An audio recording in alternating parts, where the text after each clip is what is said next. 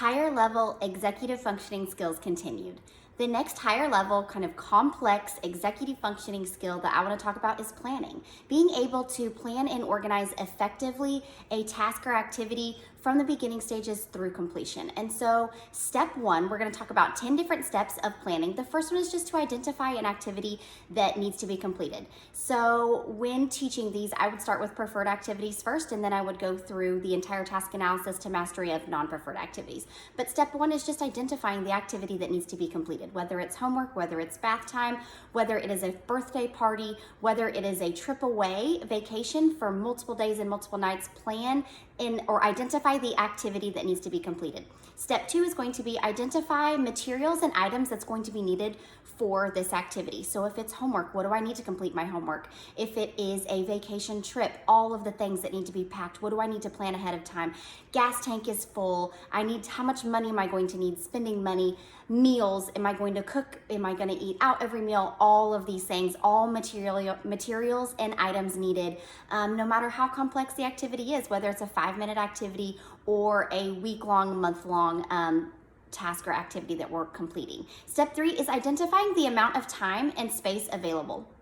So do I have enough time to complete this activity that I need to get done? And do I have enough space available? Step four is going to be prioritizing tasks, materials, time, and space. So being able to identify the most important steps in sequential order of this task that need to be completed. What are the most important materials that I need to complete this activity? Or are there some materials that I may not need and I may be able to complete this task or activity without those materials?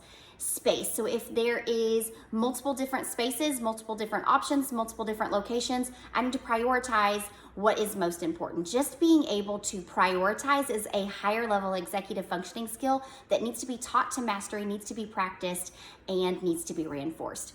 Step five is estimating the total time and space needed. So, how much space do you think I need to have?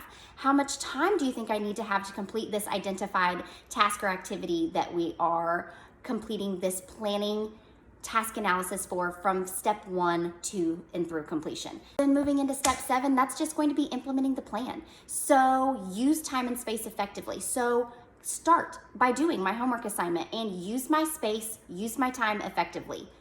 Go do the vacation, use my space, use my time effectively. Maybe being able to clean my room, go grocery shopping, bath time, all daily living skills, tasks, and activities, whether it is more for leisure or required daily tasks. These are all fundamental things that are required in life that we really have to be able to plan and organize. Step 8 is trial and error. So how often in life do things not go as planned? I didn't estimate things correctly. I didn't use my time and space correctly. I don't have all the materials that I thought I needed. I brought the wrong thing. This doesn't fit, all of the above. Being able to problem solve and trial and error alternatives.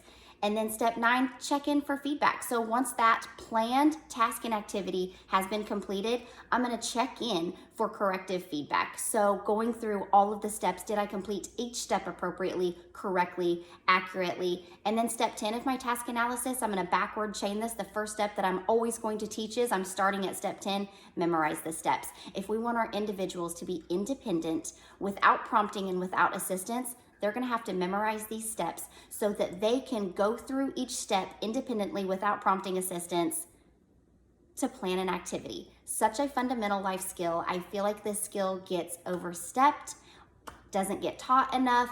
This skill deficit of being able to plan and organize often is slipped through the cracks for individuals. And so for those of us that have the opportunity, have the funding sources, our parents have the time, energy, and capability to teach these skills to our children are gonna greatly benefit.